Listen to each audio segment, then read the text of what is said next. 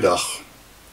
Die nuwe jaar is nou al amper 2 weke oud, maar aangesien hierdie my eerste oordenking in die nuwe jaar is, wil ek 'n bietjie soek na antwoorde op die vraag: hoe begin 'n mens 'n nuwe jaar?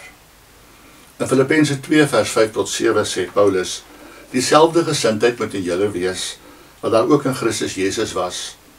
Hy wat in die gestalte van God was, het sy bestaan op godgelyke wyse nie beskou as iets waaraan hy hom moes vasklem nie, maar hy het homself verneder deur die gestalte van 'n slaaf aan te neem en aan mense gelyk te word. Ek dink ons kan hieruit 5 reëls vir die nuwe jaar aflei. Reël 1: wys die wêreld hoe God lyk. Mense leer hoe God lyk deur te kyk na mense wat goddelike dinge doen.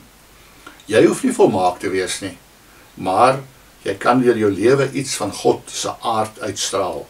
Want God is liefde, en jy hoef maar net in liefde te leef om iets van sy beeld uit te straal.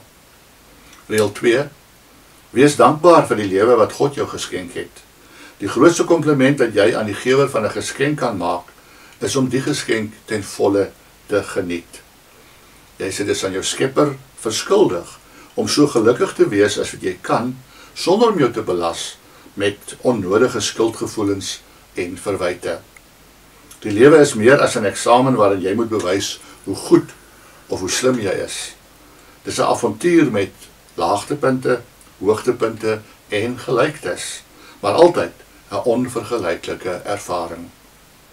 Reël 3: wanneer jou lewe op 'n laagtepunt is, beweeg aan, of probeer ten minste om een voet voor die ander te sit, al verg dit by tye al jou krag en inspanning om dit te kan doen. Al is die pad hoe donker, kyk hoe ver jy voor jou uit kan sien. Reël 4: verwag dat daar tye van vertwyfeling sal wees, want geloof is nie 'n eenvoudige optelsom of 'n eksakte wetenskap nie. Soms is die lewe saai en vervelig, en sommer net sad. Vat elke dag soos dit kom. Troos jou daaraan dat Jesus ook gehuil het, soos jy, dat heiliges ook gesondig het, dat die liewe Petrus ontrou was en die disippels 'n klomp bankbroeke was wat weggehardloop het toe hulle moes staan waarvoor hulle geglo het. Reël 5: aanvaar dat geloof 'n tou om jou bind wat jou lei waar jy nie altyd graag wil wees nie. God laat hom nie lei nie. Hy is die een wat lei.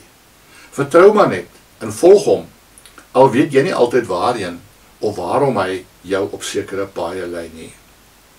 Ek gaan môre na nog 5 reëls kyk vir hierdie nuwe jaar. Kom ons bid saam. Here, dankie vir 'n nuwe jaar met nuwe uitdagings. Dankie dat U steeds U hand na my uitreik om die pad saam met my te stap. Amen.